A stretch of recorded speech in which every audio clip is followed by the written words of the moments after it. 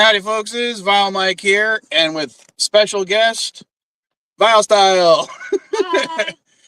She's probably going to be quiet for the beginning, because I think for the first half hour, we're not going to talk about what she wants to talk about, because Chris said he wants to set up his stream later tonight, so we'll talk about NCIS and Matrix first. And the only reason we're going to talk Matrix... and the only reason we're going to talk Matrix is because of the conversation me and LDG had, so hopefully he'll show back up. He's not here, right? Yeah, that is. Not yet. And he can let himself in. He's the only one who can, so. Mm-hmm. Mike, there's a little problem here.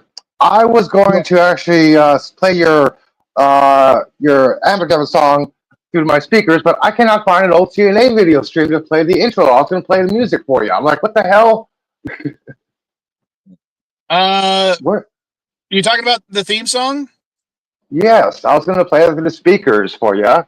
So you can actually have a theme song, but I cannot find an old CNA clip. What the hell is going on? I don't know. Okay, I just want to let you know that, man. Okay. I was going to. Chris and Elihu already know this. Why she's sitting back there instead of sitting next to me? When I crossed the border back into the U.S. this morning, which was about 2:00 in the morning. As I was on the 905 getting on driving on the on-ramp to get on the 805, some asshole crossed 4 lanes of traffic. He's here. LDG's here. I can tell. The background just changed. Yeah, I saw that. He said his name 3 times, so finish the story. And when he cut me off, I had to slam on my brakes, and one of my Christmas presents at the Christmas party we went to last night was a tin of cookies, and the tin went flying, and all the cookies are now on the floor, along with some pens and everything that was in this general area. And it's just a huge mess, and I haven't had time to clean it up. So she's going to sit back there and chime in later on. And I'm so happy she's here. Did you forget the reason why you have kids? They clean up your mess for you while you're streaming. Come on. Give them something to do. You're starting to robot a little. Is that me, though? Who? Oh, Elihu started roboting on my end, but I don't know if it's because of my signal or his. I think it was yours, but I don't know. All right. Looks like I don't have the best signal. No, actually, it's a decent signal at this part. So, it might have been yours. Yeah, this week was NCIS season 5 and some of season 6, but I didn't finish season 6, so that's why we're not going to talk about it. But season 5 is the one where they killed off the Jenny Shepard character. After building her up for the last 2 seasons, they kind of unceremoniously killed her, and I didn't look up the trivia on this season, so Chris said that he knows why they did that, and I wouldn't let him talk about it. Well, yeah, let me rephrase that. I know what was said, and yet, of course, you look up because of reasons they're going to say something else. But it says that primarily the studio felt that her story ran through, like they couldn't go anywhere else, which is funny because they could have put her with Tony, but they didn't. And then, are you talking about Kate? Hold on, are you talking about Kate or are you talking about Jenny Shepard? Jenny, no, Jenny Shepard. Okay, so her reason, I'm thinking with the other one, but no, her reason was she, and she's not the only one, but Mark Harmon, yeah, and her supposedly were not getting along on set. It's the second person who claims that the dog he brought on set, which he said, if I'm going to do the show, I have to bring the dog, which is another, this builds into everything. But the dog he has or had, he was bringing on set, and the lady that played Jenny Shepard and the one that played the forensics guy. Oh, Paulie Shepard or Paulie. The girl. Yeah. Anyways. They both said that the dog was a problem. Why? I don't know. And they both said that he was I'll just use a loose term of inappropriate at times. Nobody else has said it. It seems to be that, but that was like two of the biggest things that they said. And I don't believe that the story was ran for her, but you know that was some of the story. But supposedly she wanted to go on her own way, go to other things, and that the studio said that the story was ran through, we're done. But there was a lot of supposed behind the scenes stuff, and this is all stuff that has come out after the fact. But that's supposedly also why Mark Harmon's no longer really on the show, is because the dog kept on coming up as an issue, and he says, I'm not doing it if I don't bring the dog. He literally doesn't. I mean, there's like some heavy rules for when he even shows up in Origins right now. He has to do it from his home. I think they come and they shoot at his home and weird things. It's like there's some really crazy stuff behind the scenes of this show. Yeah, there's also the Michael Weatherby thing. Again, the reason I started this rewatch was because of the new Tony and Ziva show. Mm-hmm. And I didn't realize that his previous show that he was on, I can't remember the name of it right off the top of my head, but apparently it got canceled because of him doing inappropriate things with his female co-workers or fellow castmates. And now I'm like, yet they brought him back for NCIS, and they decided to do this now. Who? He plays Tony DiNozzo. Yeah. Okay. But what did they say? Basically, a couple of his female castmates kept saying that he was doing inappropriate things with them. Oh yeah. Hugging them without wanting to be hugged, trying to tickle them when they didn't want to be, touched. Not asking permission for things. He was pulling a Cosby on set. Gotcha. No, he wasn't drugging them, so. But yeah, the Kate thing, yeah, that was back at the end of season 2, and that was abrupt. I mean, that one, and what a way to kill her! Just boom, headshot, she's dead. Well, that one. Hold on, what was her name? What was the actress's name? I don't know. Got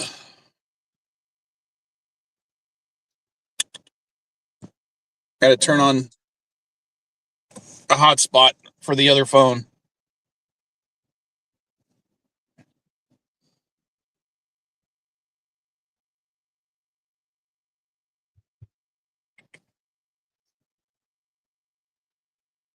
Eliza Duku. Thanks, Gap. Yeah, that was the one on his other show, which I will look up in a second so I can remember the thing, the name. Sasha Alexander. That's it, yeah. Special Agent Caitlin Todd. And it's amazing how, Mark Harmon, with everything, because from what I understand, he's had a lot of complaints against him his entire career. And yet, not only did he have a career, he was on this show for almost 20 years. And that kind of amazes me, and especially when I don't really like his character in the show. Bull. Thank you very much, Gap After Dark. Oh yeah. Mm-hmm. I kept wanting to call it Shark, probably, but I know that was a different show. That was the one that had Elihu. What's his name? James Woods. There we go. But yeah, it's just kind of weird. Like, he's the only character on the show I don't like, really. I mean, Tony has his moments where he's kind of annoying, but Gibbs as a character, he's kind of useless. He doesn't really do most of the work except for interrogating people. And everything is, I'm following my gut. No, I'm sorry. Every time I hear that, it bugs me, and I don't know why. Well, I do know why, but it's a trope, you know. But I don't like the idea of a cop ignoring evidence or telling someone to find evidence to follow because their gut says someone's guilty. And I hate the fact that he's always right.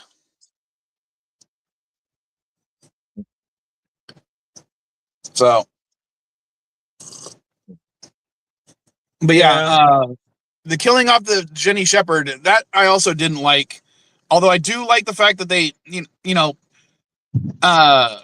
they did give her gruff within the universe of the show for being a woman in charge of an agency, which would have been an issue with some people back when the show was made, because the show is over 25 years old, or almost 25 years old at this point.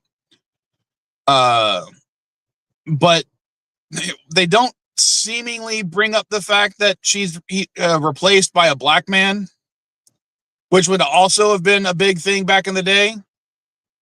But for within the context of a show, it's a much less issue that they don't, I don't know.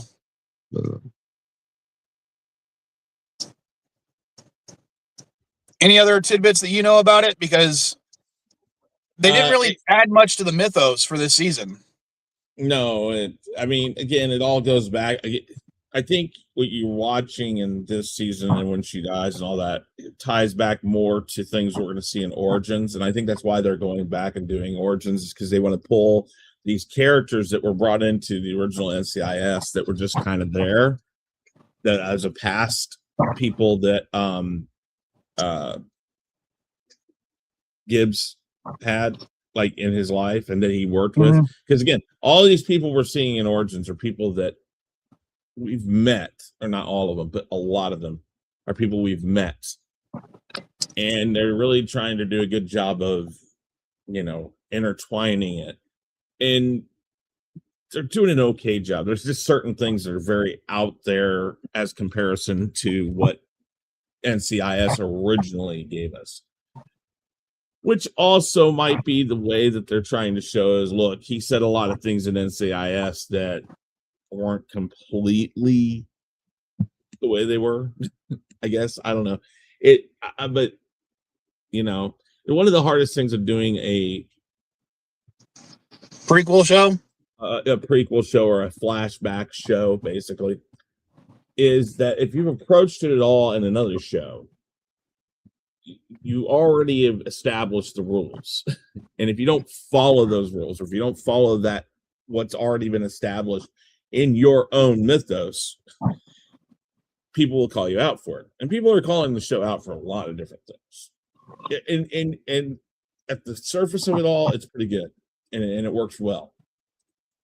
But if you've watched it and you know what they say in the show, NCIS, some of the stuff they've already changed. And it's like, wait a minute, that's not how it was. That's not what he said. That's not the way we were told. So, and I haven't watched Tony and Dinozo yet, or I mean Tony and Ziva yet. Yeah, me neither. We'll see we'll see how that goes. I have more It'll hope be a few weeks before I get to it. Because it's not a prequel. It's the times it's after they left the show, and it's also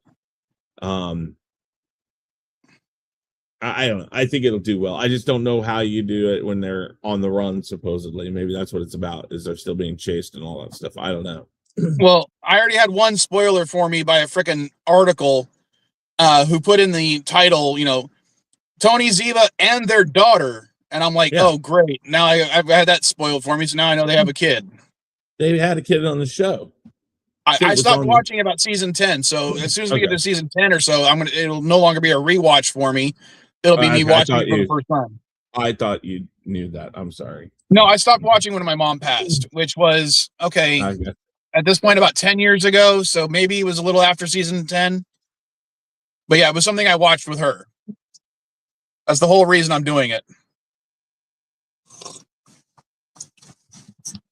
I mean, it's the same reason I watch bad horror movies, is because it's something me and my dad did.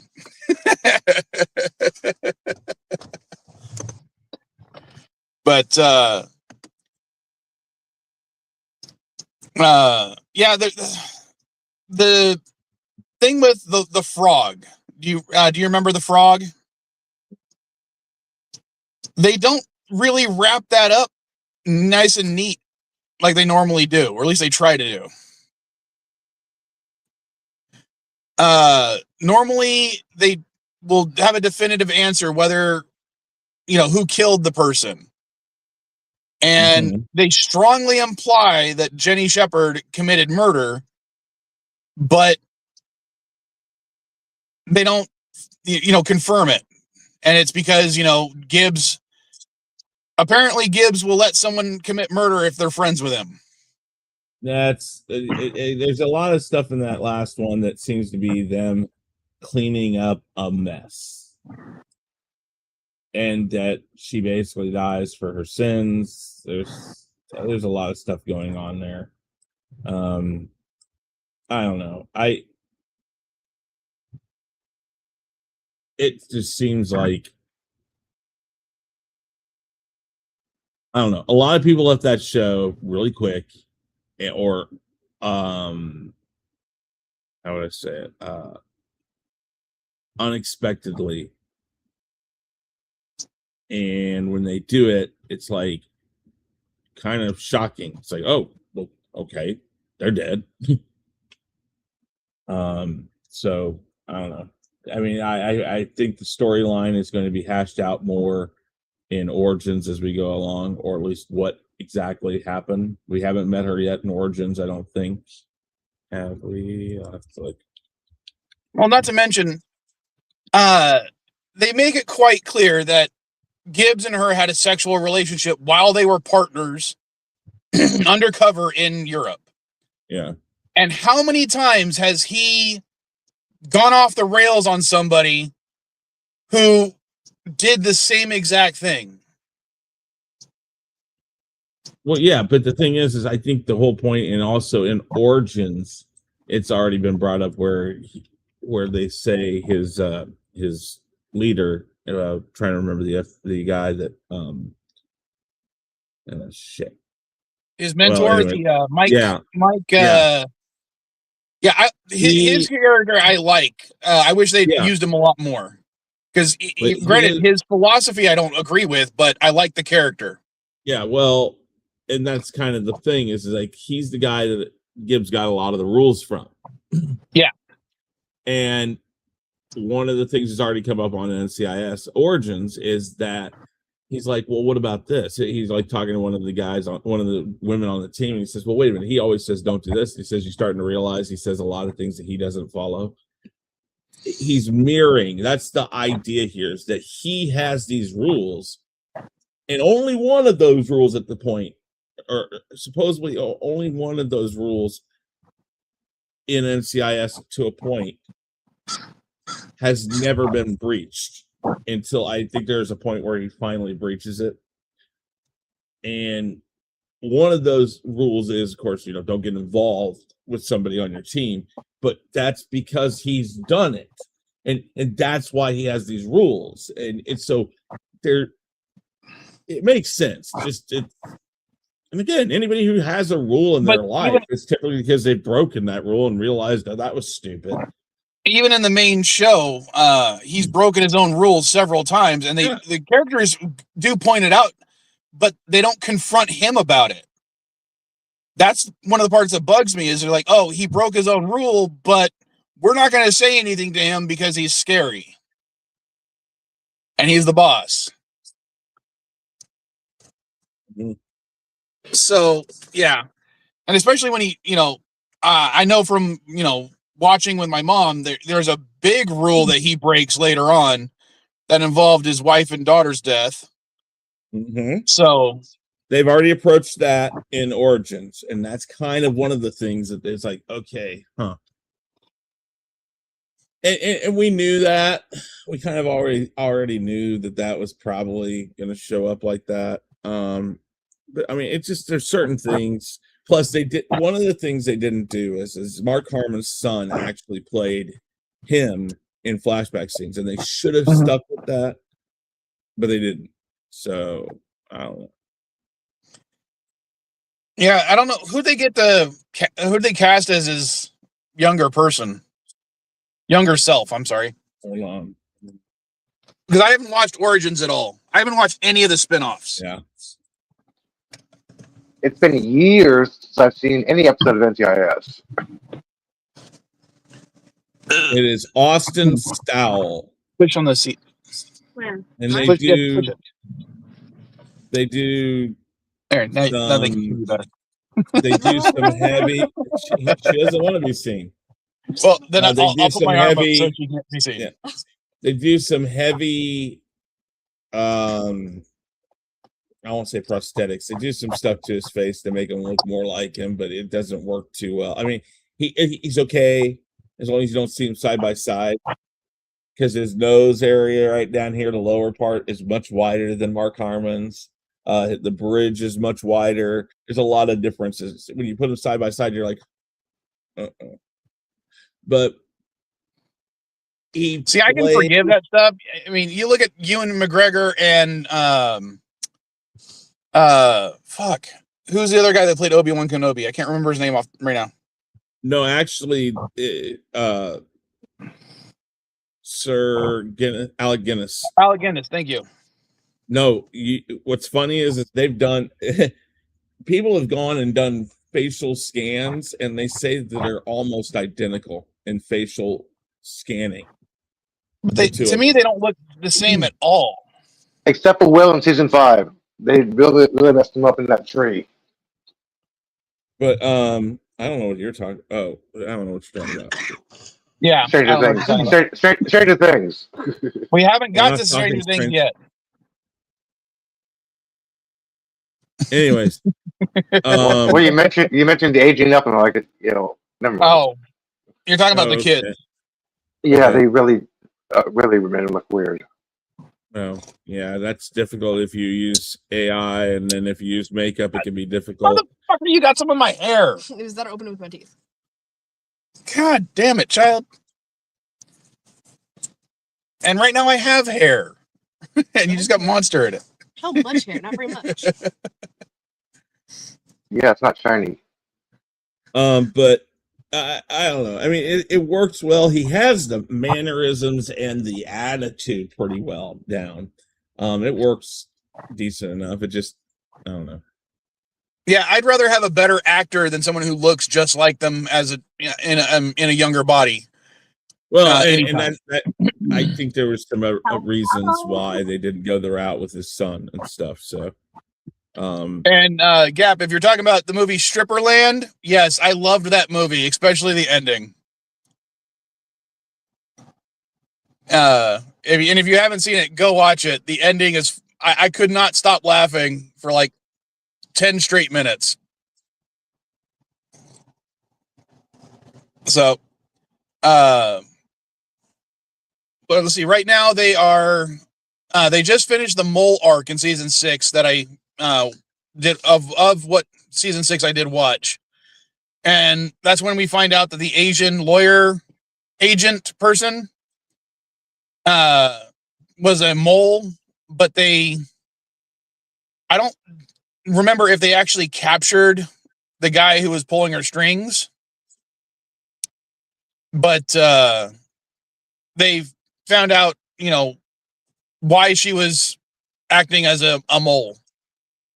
And to me, they really wanted to make it so you wouldn't know whether she was doing it voluntarily or if she was under duress. And I don't like the way they did it because she says, well, it's because he's captured my daughter. Except there's no records of you having a daughter. Oh, but here's the pictures I have showing that it's my daughter. Okay, we believe you now. Oh, wait, we ran a DNA test. It's not your daughter. Well, she's actually my adopted sister that I treated like my daughter. And it's like, you really want to make it so we don't know what's going on, but it's just far reaching, and it got really fucking annoying. Considering they did it over the course of 2 episodes. And usually these arcs don't last more than, 2 or 3 episodes. That's one of the problems I have with it. If you're going to try to do an arc, either do a half season arc or a full season arc. Don't do these little mini arcs. I'm sorry. That was just one of the problems I had with it. But that was the one that Jimmy was having sex with, and apparently she was using him the entire time. So, I will say one of the funniest scenes in the entire season for season 5 was the Jimmy Palmer episode when he has somebody try to shoot at him, and he chases after him, and then he basically suffers from PTSD. And the reason I'm bringing it up is because they do hypnosis on him to try to get him to remember details about what happened, because he's starting to repress everything, essentially. And he starts describing everybody by their footwear, especially the female members of the team. And you basically discover that he has a shoe fetish, or a foot fetish, shoe fetish thing. And the reason I think it's funny is because Mrs. Vile has so many pairs of shoes. And when I was watching that, I'm like, oh, he'd have a field day. She's got like 50 pairs of shoes.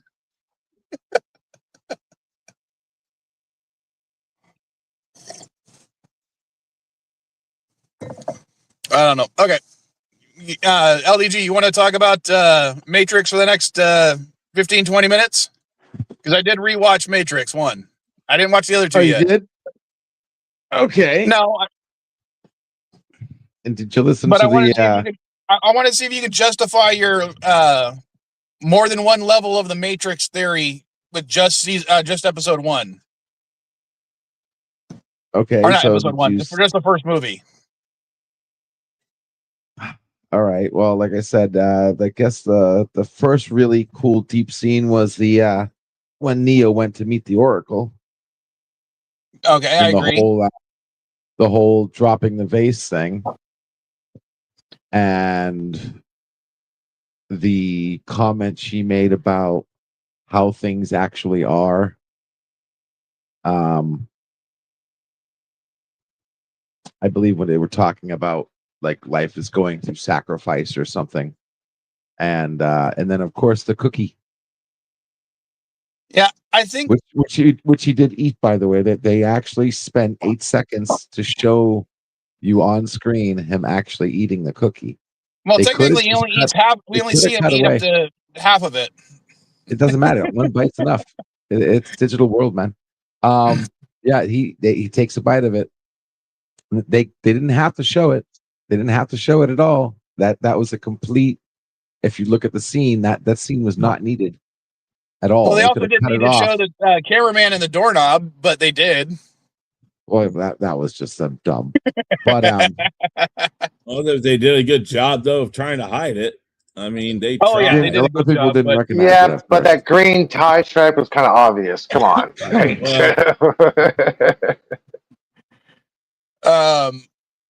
Now, LDG, I wanted to when I was rewatching Matrix, I was reminded of another movie called Levels. Have you seen it? No. All right. Wow. Basically, the premise, and I do suggest you go see it. It's about a woman who falls in love with a video game character, essentially. But the video game character, I say video game character, it's not really a video game, but it's a digital person. But people can interact in that world, kind of like the movie Free Guy. Okay. Yeah. And it's all about, like she's trying to save him from deletion, essentially, because she's fallen in love with him. And then one of there's the two creators of the system in that of the video game world. One of them's trying to help everybody.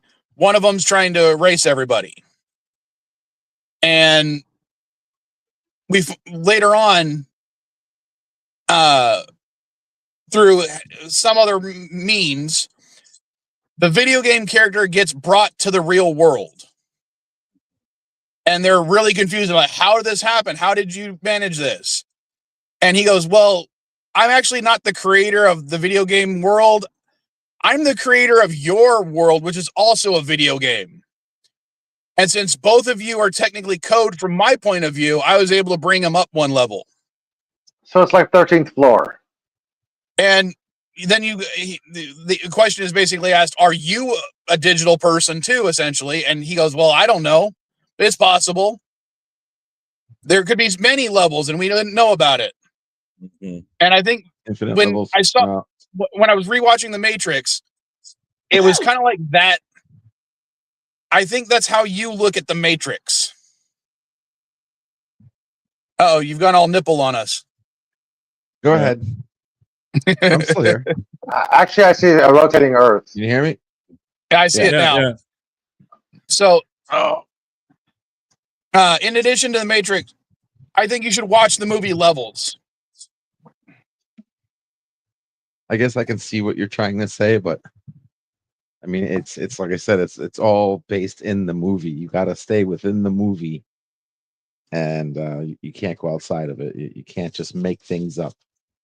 Well, And, the either say it, resources I don't would say it. allow for, as evidence would be the four primary Matrix movies, the Animatrix, Path of Neo, except for the ending boss fight, and Enter the Matrix. Yeah, I would just keep it with the 3 movies. But I would allow. I know, but I would pull from any of that because that's all canon. You see, that's the beauty of the Matrix. So you can pull from whatever you want, but it only takes 5.1 just at Yukon. one. It only takes one, form of control or something you didn't realize that was to nullify it. So it really depends on how you see the movie. The other good scene was the one where the agent guy was talking about the earlier Matrixes. Well, And that was one of the things I wrote down when I was rewatching it. He only mentions one previous Matrix, and that's the Heaven one. They don't bring up the Hell one until later. So yeah, in the first movie, they only bring up the first. He mentions the first Matrix, and then this Matrix. So at this point, there's only 2, and it doesn't mention anything about there being a cycle for the second version of the Matrix. Actually, no. The first mention was. This is what I was trying to tell you. You didn't pay attention. The first mention was with the Oracle. No, it was with Smith. No, it was with Oracle. I guarantee it. Rewatch the scene with when he goes to meet the Oracle for the first time, and as she turns to do something on the side, like cooking something or whatever, she mentions something that is a distinct reference to this happening over and over and over again. Well, no, okay, hold on. No, she said the only thing she says is you're cuter than the rest. I see why she likes you. Making it the others. So she does reference that. That was one, but that was something else too. I think that's the only thing. I think that's the only thing. I am pretty sure that's the only thing. It's a reference on how everything's work. Okay. They somewhat reference what you're talking about, and that's a conversation that Neo has with Morpheus, not with the Oracle. Morpheus mentioned to the Oracle. Morpheus mentions that there was a guy who could bend reality in the Matrix, and he's the one that first freed our group and created Zion. And when he died, he said the Oracle said that he would return. So that's the only inkling of the cycle repeating that we have so far. If that was just a false story. Well, not according to the architect. No. I'm saying, but the story that he was giving specifically, Morpheus. Morpheus? Yeah. Well, it seems pretty was- accurate based on what the architect says in the second movie. It was based on truth, but they didn't know about the only Neo found out about that. The other But- guys were oblivious. Morpheus knew about the last one, and the reason the prophecy would work from the Oracle's point of view is because she's already witnessed this cycle repeating a couple of times. Now, we don't know that in the first movie, but Yeah, we didn't realize that the last one was Neo in the reboot that chose to reset the Matrix instead well, of not Neo, Let's a just say- different person. Smith. depends on how you look at it. Smith did it. I don't think the Neo as a person, Keanu Reeves' character was the same one every Well, cycle. But wait a minute. But then again, if you go through and you want to talk about all of them together with the fourth one, then yeah, maybe they do keep rebuilding him. Yeah, you bring that up, yeah. Because There are I don't know multiple how they brought him Keanus back, on this. but I don't think I think he's more of a clone in the fourth one.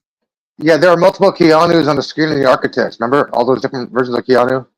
Yeah, but that Yeah. could just be like an AI program that is being used. Different programs are trying to figure out what his reaction to each thing would be. I don't think that was actually Keanu. Multiple clones of him or his previous predecessors. But I'll bring that up more next week when I rewatch. What's the second one called? Is it Reloaded or Revolutions or which one's the second one? I can't Reloaded. remember. Reloaded. Reload and Revolutions. Yeah. But Sorry, it's after been watching the 25 first years, one, man. sorry, say that again. It's been 25 years. Sorry. God, that makes me feel so old. Okay, so right here, the Oracle says, but you already know. Now I got it right here. Oracle says, but you already know what I'm going to tell you. Neo says, I'm not the one. The Oracle says, sorry, kid. You got the gift, but it looks like you're waiting for something, which basically means she told me he is the one, just not the one yet. And Neo goes, what? And the Oracle says, your next life, maybe. Who knows? That's the way these things go. What's funny? What makes you think that tells him anything about it being this isn't the first time? Because she just said that. She said no. She says your your next life. Yeah, but that's a key to the way whole. These things go. She's literally saying this is the we're trapped in something that's repeating right now. Yeah, I do think that's an allusion to it. You can interpret that, but again, you are saying that's an absolute of what she's saying. You don't know that. You're interpreting something that changes your perception the moment you realize she wasn't actually. She was being literal this whole time. So born again Christians believe that even while they're alive right now, that as soon as they confirm themselves as a follower of Christ, that's why they're born again. That begins a new life. It doesn't mean that this has happened before. It just means that. So again, context is everything here. There's no context given. Only that she says, sorry, you're not it. There's no context. She says, I'm sorry, kiddo. I really am. You have a good soul, and I hate giving good people bad news. But don't worry. As soon as you walk outside the door, you'll start feeling better. Remember that you don't believe any of this fake crap. Exactly. You're in control of your own life. Remember? Here, take a cookie. I promise by the time you're done eating it, you'll feel right as rain. Now, that's the end of the scene. Because I honestly think that they didn't intend Matrix to be a trilogy. I think they intended it to originally just be this single movie. So as of right now, anything regarding the multi-level Matrix whatever is null and void for the first movie. There's hints of a cycle, but I think they're worded in such a way, like the one you just pointed out, LDG, that you could take its meaning multiple ways, which is exactly what a freaking oracle would do, because they never give a prophecy saying, so-and-so is going to go to 7-Eleven on a Monday morning. Actually, and she did. The coffee machine is going to be broken. She It's did always give going a to be prop. no. She gave a prophecy to Neo. Quote, you're going to have to make a choice. In one Yes, hand, you'll have that's why Morpheus you wanna alive. tell In a the other hand, story, you have man. your That's- phone. Stop. One That's you're going to how you die. create Which the one will be up to story. you? One he was Did going you to die. shut She up? gave a Shut prophecy. up. He died. That was a prophecy. He died, not Morpheus. All right, That was a You think the prophecy. Oracle let meeting Chris get was his point just across. like, ah, Yes, this is sometimes how it ends up. We're just yelling at each Oh other. my god. Yeah. Elihu CNA. just trying. Oh no, Elihu says she made a prophecy. Like what you said, he's trying to prove you wrong or something. That's not proving you wrong. He didn't say she doesn't give a prophecy. He says oracles and people who are prophetic do not give absolutes. She says you're going to have to make a choice. The choice is going to be based off of you or Morpheus. You will die or he will die. And all she says is that he, like most times in things that are mystic like that, like a psychic or a fortune teller, they give you enough pieces of information that when a moment comes up that matches to that situation enough, you automatically believe that that is what they're telling you. So what she does is she sets up a generic scene. You're going to show up in a situation where you or Morpheus are going to be at risk, and you will have to make that choice. Because she knows by sending him down that road,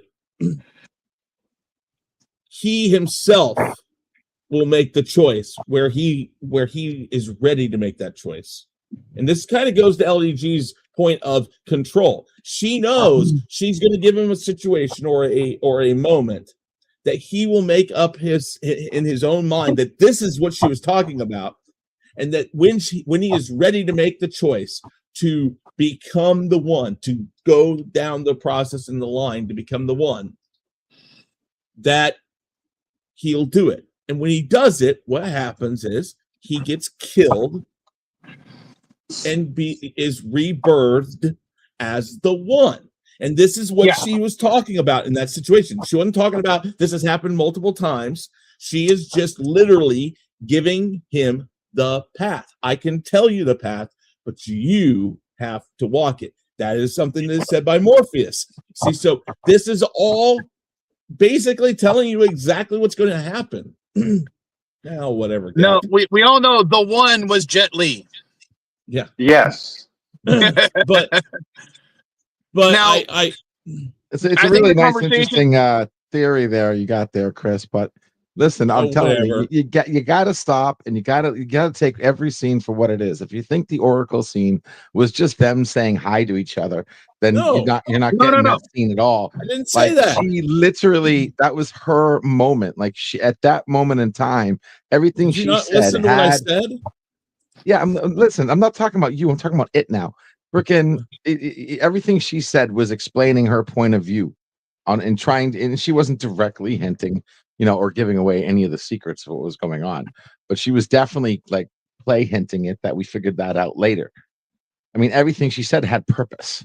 Yes. It wasn't a waste of time. We're not saying it didn't, LDG. What we're saying is when it comes to the first movie in and of itself, her prophecies do come true, at least because she knows what's going to happen. Yes, everything's that's a reboot. fine.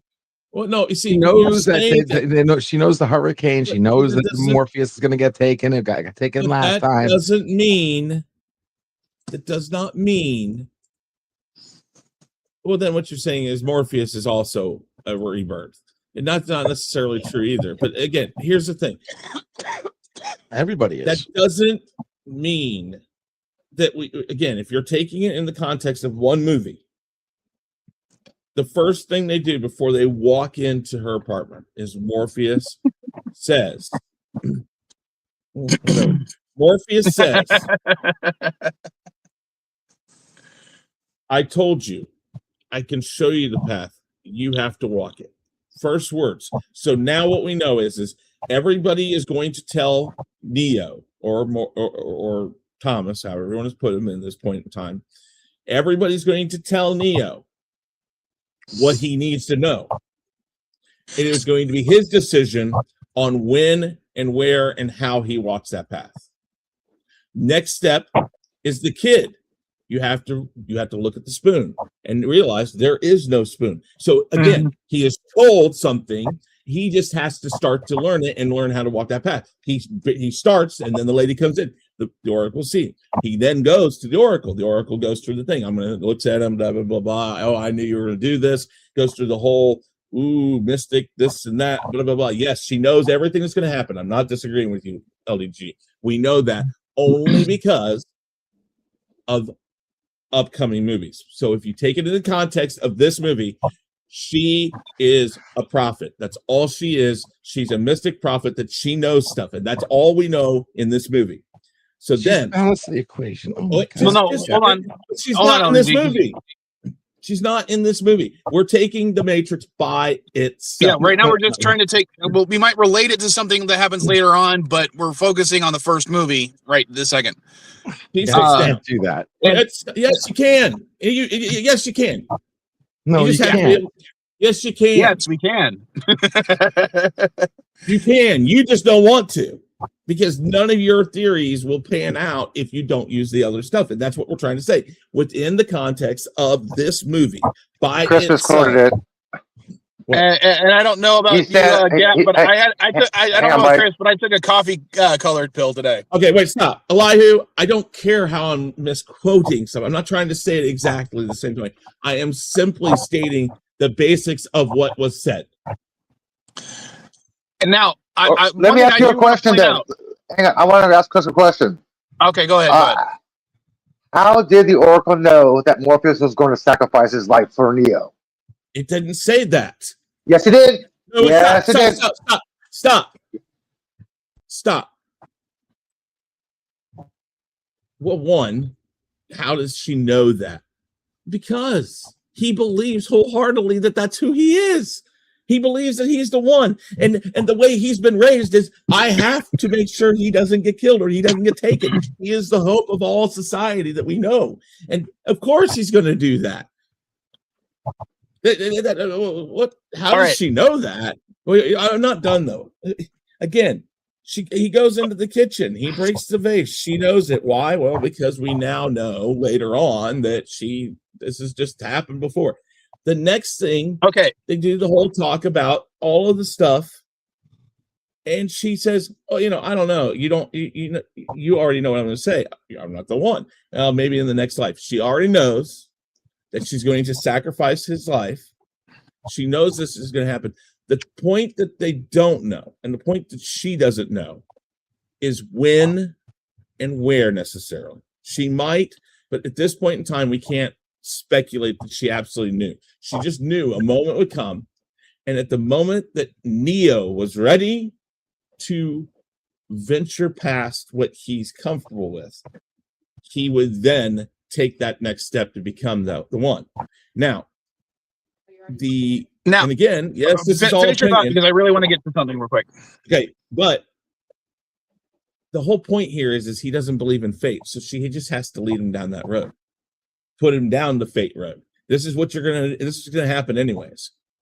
So I'm just gonna tell you what's gonna happen, and when it comes up to that point, you're gonna do it. I mean, you literally just step over the clues that were in the first movie that would make you come to a completely different conclusion, but you're just like, oh, because we didn't know that yet, but she still said it. It's still there.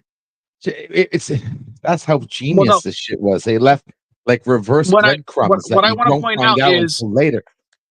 What I want to point out is the fact that when the vase moment is what is most important for that scene.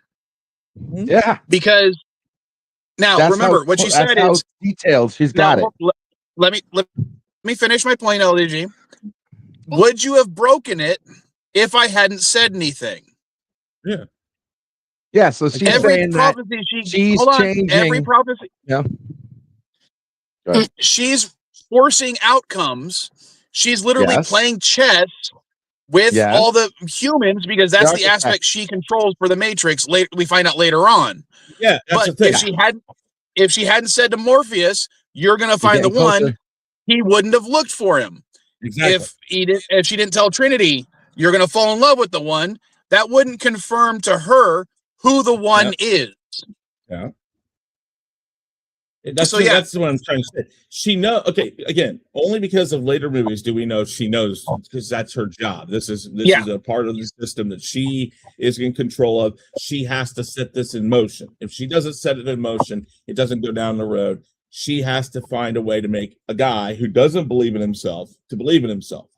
At least, again, going back to the concept. Jesus thing. Yeah. Well, okay, that's fine, but that's in context of the first movie. So, again, she knows he doesn't believe in fate, but there's a fate. Oh, which by the way, the architect was in the first movie. Okay, he's not in the first movie. The computer effect for his screens is in the first movie. His hand. He used to. Wait, was his hand shown? I don't know if I remember. No, I looked at the scene. His hand isn't there. It's just that computer effect. It's the monitor. It's the monitor when it zooms in back to the monitor. But it is the only monitor that it's the exact monitor in that room that we find nowhere else on the freaking show. Yeah, and I think originally for the first film that was just a cool effect that they liked. It was later on they retconned that into being something that, for the architect's wall. Yeah, you're reaching on that one. Okay, you're reaching on that. But I want to stay though. How am I reaching? Because it's the exact same screen. It doesn't have to be. I know it's the same exact screen, but they're like, I like that effect. We're gonna but that's not like that effect. The idea here, right? The idea here. Yes, it does, but whatever. It doesn't matter. Again, it's all subjective. It's all subjective to what you want to believe. It doesn't matter because you're not right. He's not right. I'm not right. We have a theory, and it will never be. It'll never be. You're like it Santa will never. Couch. It's never going to be confirmed. They have never confirmed anybody's right. Go ahead, write the Wachowskis and ask them. Here's my thought. I would write them. Write them and get me. If they would answer, I would. Get me written proof. We'll do it anyways. Who cares if they don't answer? But if you can get written proof, if you can get written proof to prove your theory absolutely without emphatic belief, it's right. Well, I wouldn't say it's 100%, but I would say it's like 99. That's your theory, though. I'm like, oh. But okay, in context to the first movie, in screen, based on your. Let's talk about this. I gotta go to Loja. I'll be right back. It's just the road I like to go by. I like the interesting one. They messed it up. Mephisto is going to be in WandaVision. Hey, listen. You know what? It should have been exactly. See, that's my point, though. You see it, but it wasn't there, so it doesn't matter. It's your theory. And I'm not saying your theory is wrong because I can't tell you your theory is wrong. I can just say I don't get. Yeah, we know we can't. We know the base of the conversation. I'm just saying. But within the context of the first movie, it's very nicely and neatly wrapped together. There doesn't need to be the loop. It didn't need to have the sequels. Neither did Back to the Future. I mean, as the fact of like Back to the Future, they were hard clues. Well, what Back to the Future did, for instance, was they said, do you think we would have done a sequel? It said, if we were going to do a sequel, we wouldn't put Jennifer in the fucking car with them because we didn't know what to do with Jennifer. Okay. So they admitted that, though. I understand that. There's been no admission. They went on record. I know. There's been no admission by the Wachowskis that they weren't going to do a trilogy. And there were, right after the first movie, there was already, they're getting ready to shoot a second one. So whether or not it was planned to be that or it wasn't doesn't matter. They saw the money signs. The studio gave them lots of money, and they went and said, we can expand this and we can make this deeper. And they might have wanted to do that. Yeah. Again, that's what George Lucas did. George Lucas said, I'm going to take the basic premise of Star Wars and we're going to put it in this movie. If it does well, I can build on it. And so I don't fault them for that, whether or not it was planned or not. That's fine. Within the context of the first movie, though, they did a very good job of just basically showing I won't call it bootstrap paradox. I'll just state that she sets in motion, like Mike said, to Morpheus. You're going to find the one. Okay, that gets him moving to find the one. Morpheus, by this time, has learned she doesn't tell you how, she just tells you you're going to do something. And that by doing that, he realizes I can't tell Neo how to become the one. I just have to teach him enough stuff and he will eventually become the one because he'll follow the path that I've set. And that's what he says. Then he goes in, and the kid, all that. Then the kitchen scene, like you said, would you have done it if I hadn't have told you? Well, this is the whole point. Everybody in this movie is being told something, and that leads them in the direction of doing it. And it isn't just the Oracle. The Oracle tells it to Morpheus. The Oracle tells something to Trinity. These are pieces of the puzzle. And they themselves make it happen. And then she tells the person they bring to him, to her, this is what you have to here's do. the other. And go ahead. Sorry. Well, I was going to bring up, we know that Cypher knows about the Oracle. And he's like, because he asks, why hasn't he taken her to the Oracle yet? What prophecy did the Oracle tell Cypher? Because I guarantee you, whatever it was, put him on the path to betray Neo. Because she needed him to fill the archetype that I was bringing up before of that messianic figure, the one. And she needed that, like she couldn't affect the real world because she's a program, but she can influence the humans in the real world. I think there might have been something in the book that was said. I don't think, was there a book on this? I think they wrote a book version. I think they trust the Oracle because now you're roboting, Mike. One from before. You're roboting a little bit, Mike. Never mind. He's fine now. He's fine now. Go ahead.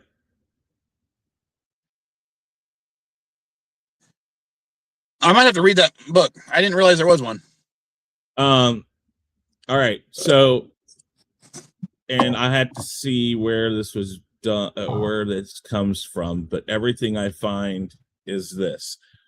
The Oracle told Cypher something cryptic about betrayal and reward, hinting that those he eats with daily would betray him, but his loyalty to them would bring great rewards, which he misinterpreted, leading him to betray Morpheus, believing Morpheus was a traitor, but he was actually the one fulfilling the prophecy of betrayal for his own gain. Her prediction meant to guide him, fueled his resentment and desire to return to the Matrix comfort, ultimately leading to his deadly deal with Agent Smith. So again, given a broad stroke of what his thing was, and again, another piece of the puzzle that he took to mean something. Again, the prophecy is not exact. It is a broad term. That's why when people say, like, for instance, and I'm not going to say that there aren't real psychics. I'm not going to mention names of people that I've heard work this way, people I've met that have told me point blank they work this way, because some of them are actually worldwide known, which is kind of screwed up, but I will not mention names. But one question asked in a lot of psychic group sessions, and you know, when they do the, you know, bringing 200-300 people in there, one of the questions they'll be is like, I feel like somebody here has lost somebody recently, like a matriarchal figure, a mother, a grandmother. You are leading somebody to go like, that's me. I want to talk. Cold reading. You are leading them to you. And then from there, you give another broad stroke of terms that can fit most women. I see that, you know, I see like this, like you in the kitchen, and she cooked you like it's something. I want to say it's like a dinner, or something you really like. Oh yeah, I love macaroni and cheese. She made the best macaroni. You are leading these people down to a point till you can give something, that you can give somebody enough of something. But again, Is it real? Maybe not, because here's the thing. They make it real. They are going to take everything you say and turn it into what they believe it means. That's what she does.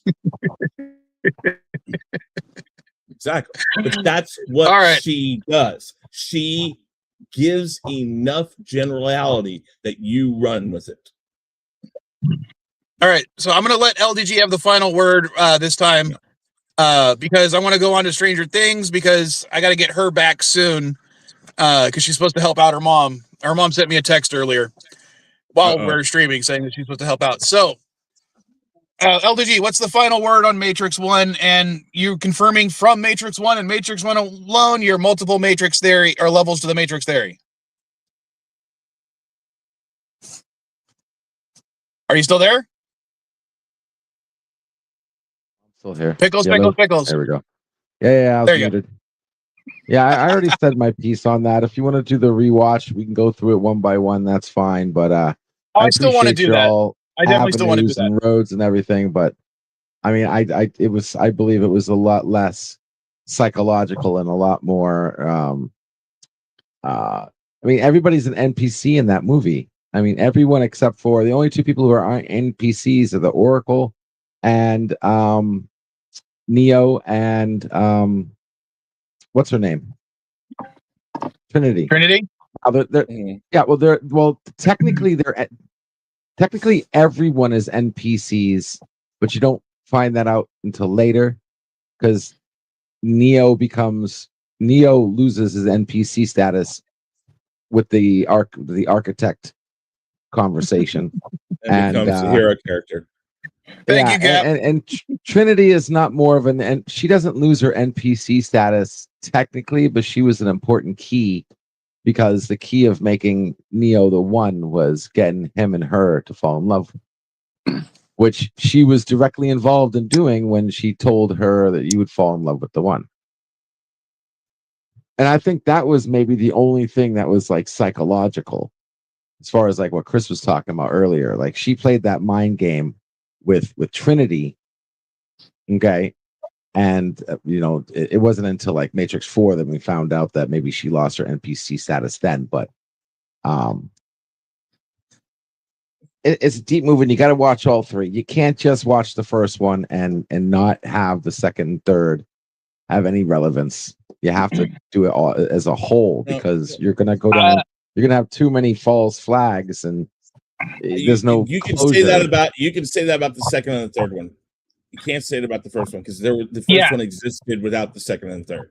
It's like saying that did that temporarily though, but you can't. Well, hold on, no. It's like saying that you can't watch Star Wars Episode 4 without watching 5 and 6 as well. But that's just because the square is a rectangle doesn't mean the rectangle is a square. It doesn't work that way. They have to make a movie so it works. The first movie is standalone. They can if you want them to. I don't want them to. All right. It's very simple. But let's go ahead and go into Stranger Things so Vile Style can finally chip in and once she finishes messaging her friends. Because I think you said season 2 was your favorite season, right? Season 2 is my favorite season. So, okay. I'm going to drop off, guys. I got to go. All right. I will see you later. What do you got there? Oh, hold on. Why won't it let me make you solo? Upside down 11. He's trying to show you a Funko Pop thing. There we go. It's a robot. Handmade robots. Who? 11. Oh, I love her. You got that? Which convention did you do? What? Fan Expo. Oh, Fan Expo. Okay. Turn off your monitor.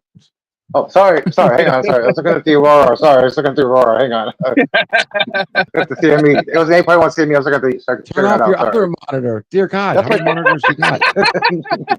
That's my TV. The architect over here, for Pete's sakes. Well, send me a picture. I'll send it to her. Oh, Lord. That's my TV. Sorry.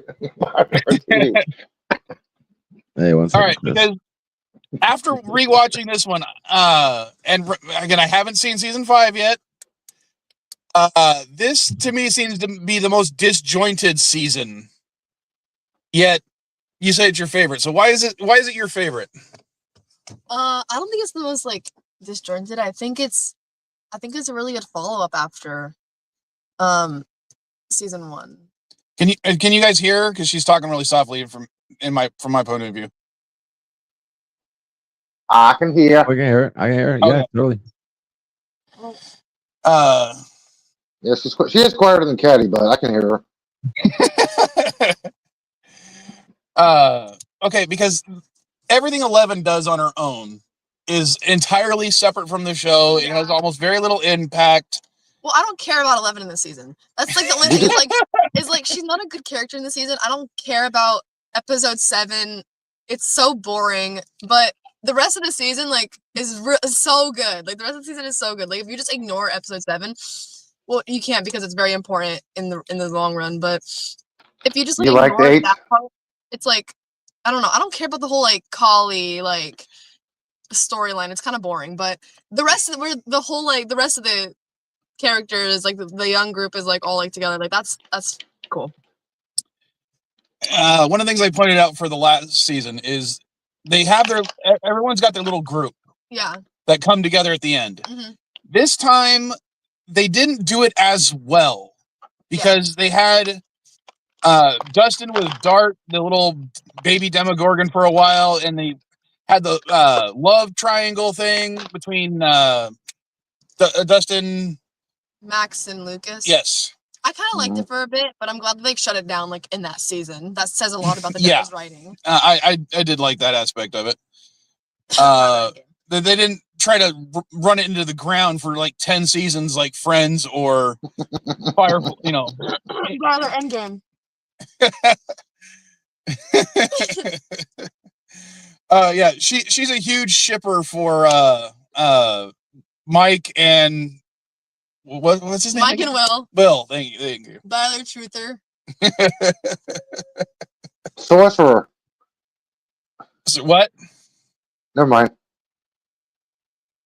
I was saying, get his D&D character right. What?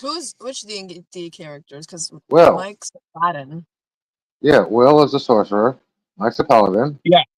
Yeah. Come on, this is season 2. You should know it. No, he's a cleric. He's a cleric, and then he becomes a sorcerer later. But that's and technically Mike's the DM, so he shouldn't have a character. He has one though. I know. For the little party. Yeah. Whatever. I always when I DM'd, I also did a player or a DM character to help out at certain points. All right, later, Gap. And again, we're only talking about season 2. We're not watching. We haven't talked about anything else yet. Only season 2. I'm really bad at spoilers. Like I'm really bad at like not spoiling stuff, but I'm trying. I did like the 11 coming back at the second, the ending of the 8th episode. Oh my god, that was so cute. Like I hate 11 with all my heart, but oh my god, when they got reunited, his face, like he's like, oh, that was so cute. I love them. Like I don't love them, but I love it. And then the snowball scene. Oh my god, it's so cute. Yeah, that I did like the snowball scene. I like they referenced it because he said he wanted to take her in season 1. Yeah, I mean that was cute. I can't even lie. Like that was amazing. Okay, now where's my lighter? At what point did Will technically get taken over, or get infected by the mind flayer? Was it during the season, or was it during the first season? First season. It was during the first season, but it was also during the second season. Okay, so because I thought it like when he spits up the baby Demogorgon at the end of season 1. That was because you'll find out why later. Yeah, so they reference it in season 5. Yeah, okay. You'll find out that in season 5. But when that happens, when you figure out that, and then in season 2 he gets possessed by the mind flayer. We all see that. And as for the new characters, Max and what's her brother's name? Billy. Fuck Billy. God, they really do everything you can to possibly hate his character. It's like, you really want to hate him. Oh yeah. Not really want to. I do hate him. He pisses me off. Love Max. Douchebag Billy. And what part of me that really hates it is, they make a point to say over and over that he's from California, and I'm like, he's not representing California. I'm sorry, his attitude does not work for California. Not in the I don't 80s. know how he got that way, especially when you see his dad and the way his dad actually acts. His dad is authoritative, but he's not violent like Billy is. So it's like he has no real excuse for it. He just did. Yeah. Maybe like the girl he liked said she didn't like him, and then I don't know. Theory.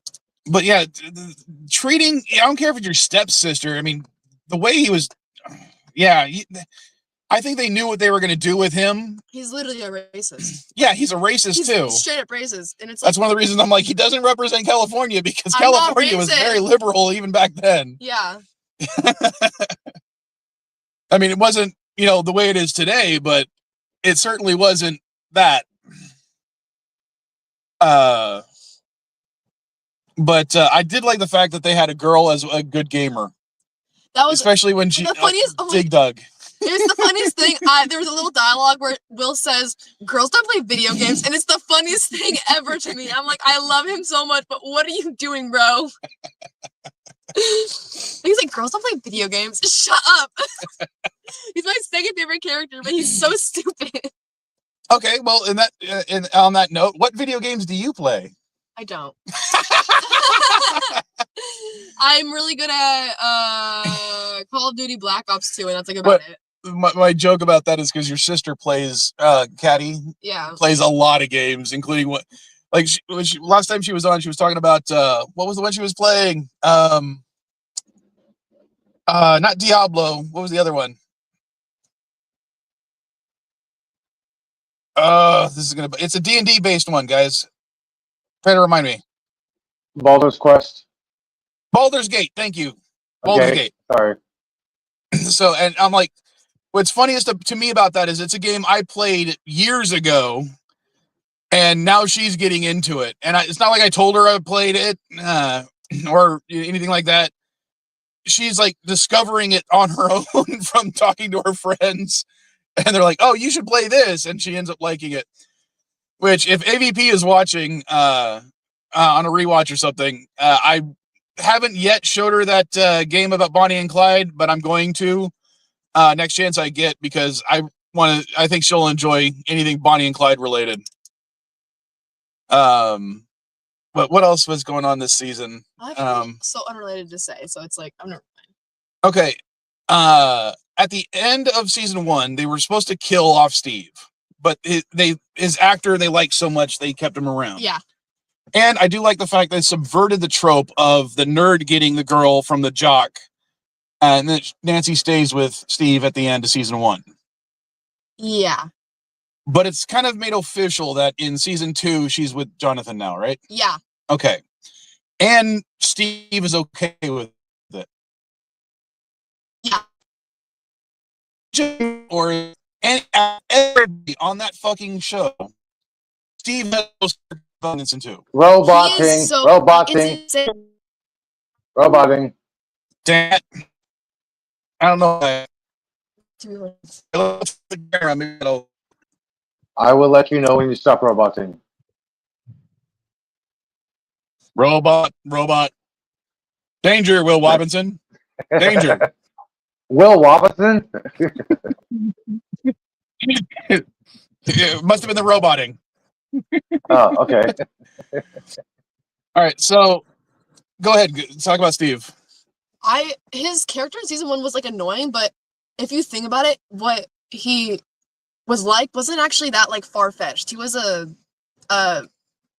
dude in high school, and this weird kid in his school, he's a popular kid, and was taking photos of his girlfriend, like, and he found out. Like that's normal, like crash on. I like getting like I would get mad over that. To the extent I'm not sure, but I would understand. And then he's okay with that same dude who took photos of her getting with his girl who he loves, getting with him, like, and he's like fine with it because whatever the fuck reason. And it's like I'm like, he's in it. I would actually like beat Jonathan up worse than he already did. Like, like I'm like, I don't know. Breaking the camera was still kind of it was really mean, but also he's a popular kid for all of his friends and he's taking photos of his girl, I would throw a camera. Oh, I would have punched him, but I would not have broken his camera personally. I guess maybe, but I don't know. Speaking of breaking cameras, have you seen the outtake of him actually breaking the actual camera? No, I haven't. Was it season 1, 2, or what? Later season. Yeah, it's just an outtake. There's no audio really. Just a quick 12-second scene. He's supposed to post it off the wall, plays it, and actually breaks the production camera. And you can see his horror look on his face, like, "Oh shit!" It was kind of funny. Send it to me, and I'll send it to Vile Style. I've seen it. Okay, oh, you've seen it? Did I tell you the thing about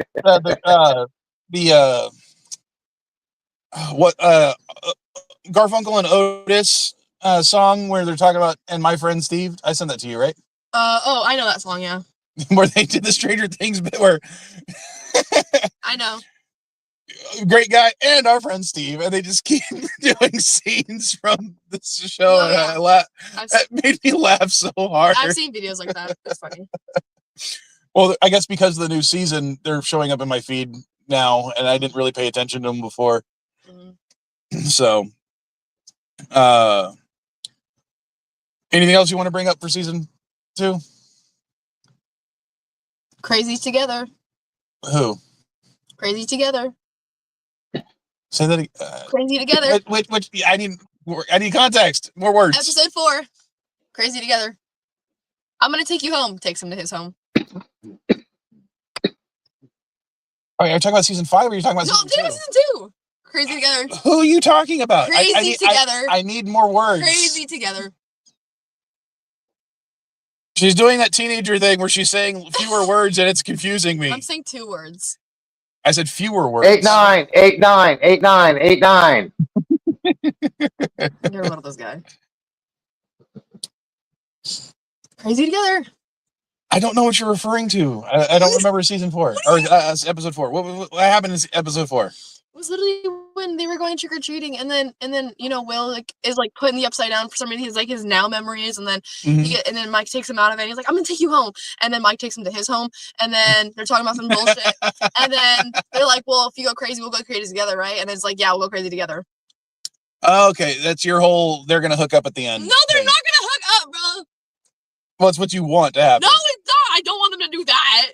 You don't want. I don't want them to see. I don't want to see that. You don't want to see Mike and Will hook up at the end? I thought you were all about that. I don't want to see all that. What do you mean, see all that? Do you know what that means? Hook up just means get together at the end. No. I'm not talking about having sex on screen. Yeah, I don't want that. No, there's still kids on the show. No. They're 16. That's weird. Exactly. Why do you say that? Because you're taking my slang and applying it to your own weird. No, it's not. Weirdo. I don't even want them to get together. I just want a confession. I don't even care if they get together, bro. I kind of. I don't know. Well, the only way it would work is if they act. What you're talking about is the romantic end for them, and I don't think that's what's going to happen. I know it's going to happen. But I think the 11 Mike thing is the show romance. Really? Oh yeah. I mean, other than the Hopper mom Winona Ryder character, Joyce. Yeah. I mean, that was a will they won't they. But I'm okay. This is wrong. Season 2, they did Sean Astin dirty.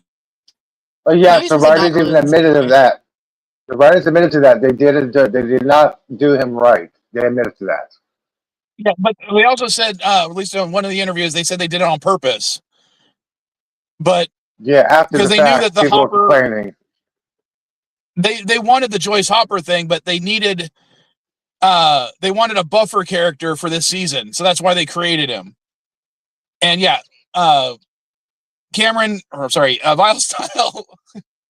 I'm doxing my own daughter. Mentioned that they were supposed to kill him sooner. Yeah, but the only reason they didn't kill him sooner was because they cast Sean Astin. Austin, sorry. Get that Goonies stars thing right, man. Come on. Father for life. 11 is not Endgame, bro. Just wait till you watch season 5, bro. Just wait until you watch season 5. You will see it. The general audience So- will see it. So you honestly think that by the end of season 5, it's going to be those two and not I am other two. Sorry. so serious. I'm like at first I didn't like, not that I didn't believe it, but at first I was like, oh, this is cool, whatever, cool shit. But then, it's not gonna happen. And then I watched season 5 and I was like, God fucking damn, that's crazy.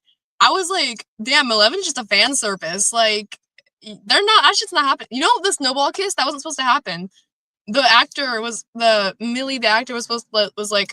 oh, I think we should kiss. And then they're like, okay, fine, just fucking do it. I don't care. They weren't supposed to, it wasn't in the script. The only people that were supposed to kiss was Max and Lucas. Well, considering in season 1, they already had the one kiss. So. Exactly. They weren't supposed to kiss during the snowball, though.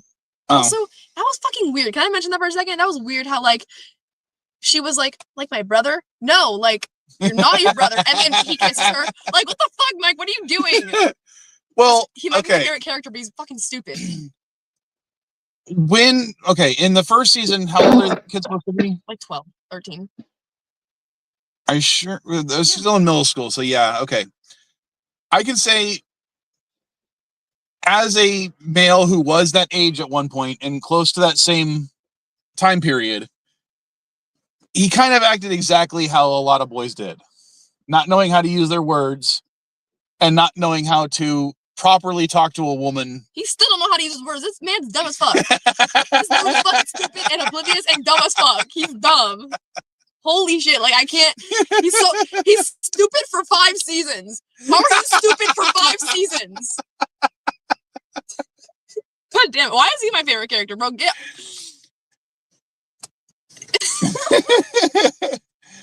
Yeah, I don't think he's my, even though we're both Mikes, I don't think he's my favorite character. I think my favorite characters as of season 1 was probably Dustin. Oh, I love Dustin. Season 2, it's Steve.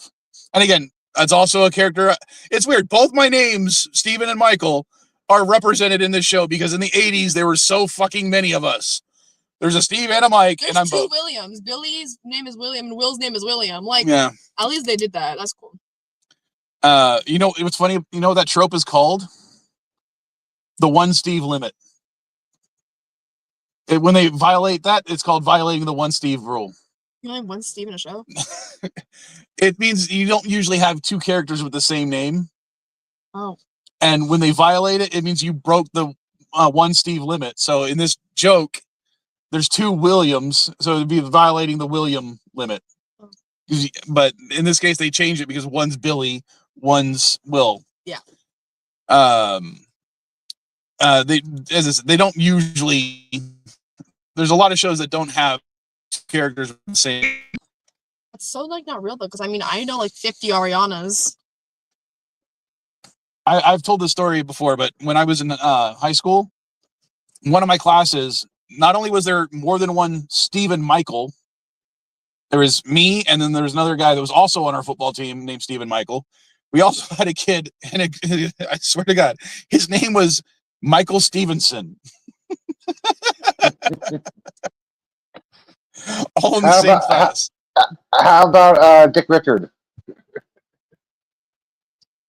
Well, what's funny about that is because of my grandfather. My grandfather was Richard, but everyone called him Dick. My cousin was named after him, but we called him Richie. And my brother was also named after him, but we didn't call him by that name at all. Yeah, I actually went to high school with somebody named Christopher Brian Bacon. We called him Crispy Bacon. Yeah, now Brian, Crispy Bacon. All right. Let's see if I don't robot. I'm going to turn the camera back on. Anything else you want to talk about? Because I'm going to end the stream in about 5 minutes. Have you seen the new Stranger Thing? Not Stranger Things. Star Trek Academy, Fleet Academy clip. No, I'm avoiding all the trailers. You know I don't do that. And I try to avoid those. It's not a trailer. It's a battle scene. I don't care. I don't want to watch it until I see this show. It's Star Trek. You know I'm going to watch it. Yeah. So I don't need to see any of this stuff. Just remind me when it comes out and I'll watch it. Okay.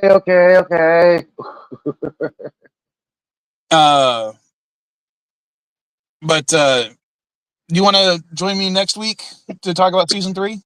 I don't know. Season 3 is like my least favorite season. It's so, I don't know. I love it, but I fucking hate it. It's like Mike's even more fucking stupid.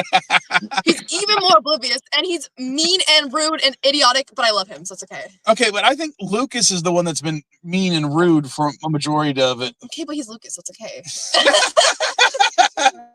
Well, I can But tell you it's that Lucas, so it's okay. But Right. Lucas is just a oblivious little fuck. You know, Lucas is just mean to Elle, and I understand, like, she's some rando. Well, Has like mind powers. in the first one, she's mean to Elle, or he's mean to Elle. In the second one, he's mean to Dustin. It's because they like the same girl. That's like normal. Yeah, I know, but to me, I think Lucas was overly aggressive. And what's really funny is his reasonings for hating Elle are the same or the similar reasonings to why Will hated Max. Will hated Max? Yeah, in season 2, he gets all up. He gets pissed off with her being there at all because he thinks she's replacing 11. No, that's wait, that? Sorry, Mike. Mike Okay, hated I Max. was like, Sorry. Mike is upset.